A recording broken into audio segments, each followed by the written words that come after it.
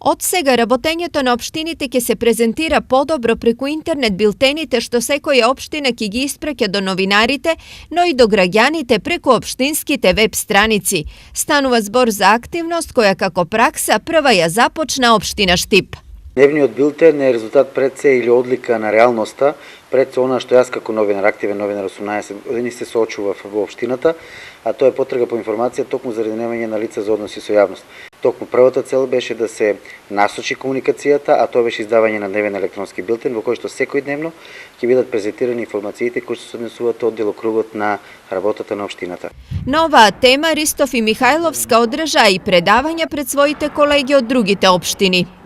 На истите тие обуки од наша страна беа пластирани нашите позитивни практики, позитивни алатки кои што се навистина корисни во односите со јавноста. Од наша страна им беше укажано на кој начин да ги унапредат хоризонталната и вертикалната комуникација во самата локална самоуправа, на кој начин да бидат поблиску информациите од локалната самоуправа до новинарите. Ова Штип уште еднаш го истакна како лидер во регионот кога во прашање е јавноста и транспарентноста во работењето. Може да направиме многу работи ако тоа не го презентираме соодветно, ако медиумски не сме доволно застапени, ако тоа не го презентираме на еден отворен и транспарентен начин, ние едноставно може би работите да ги криеме во нашиот круг.